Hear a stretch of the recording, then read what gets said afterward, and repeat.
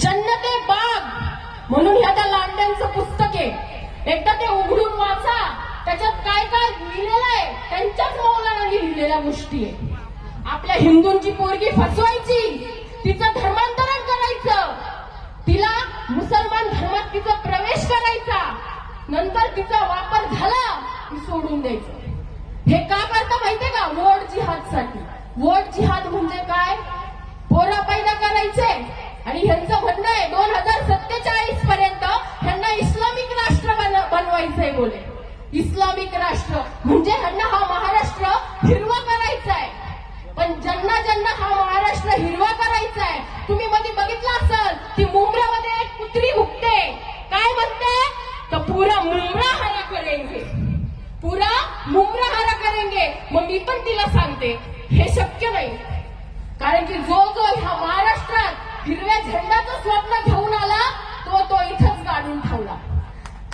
खरे रंग का सपना पाले अब जल आया माटी में, छत्रपति ने घुसा दिया था भगवा उसकी छाती में, भगवा उसकी छाती में. कोणी कितीही बोलू द्या, कोणी काहीही म्हणू द्या, पण 2047 पर्यंत यांचं काय स्वप्न पूर्ण होणार नाही. कारण की आपला हिंदू आता जागा व्हायला लागलाय. बरोबर आहे?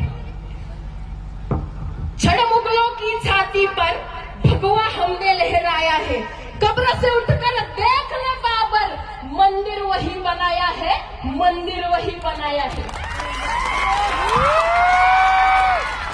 मला सांगा, हिंदू आणि मुस्लिम भाई भाई म्हणता ना तुम्ही, मग 500 वर्ष का बरं लागले आपलं मंदिर सुटायला? का बरं 500 वर्ष लागले? का तिथं कार सेवा घडवावी लागली तेव्हाच आपलं मंदिर आपल्याला मिळालं? ह्याचा विचार करा.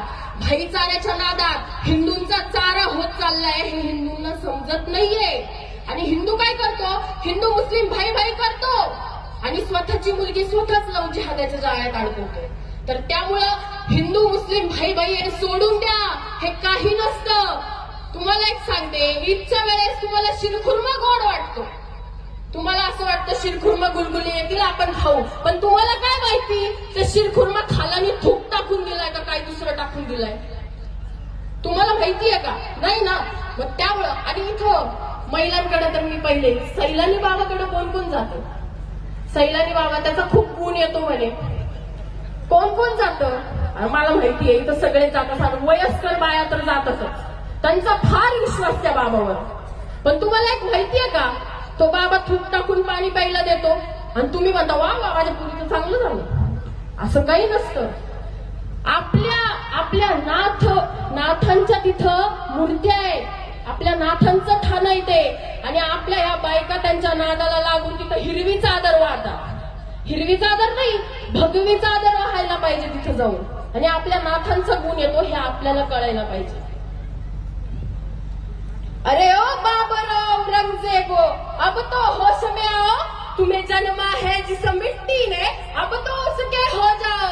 कहाँ तक अस्तिलों में तुम्हारा जहर पालेंगे, कहाँ तक भाईचारा हम अकेले संभालेंगे.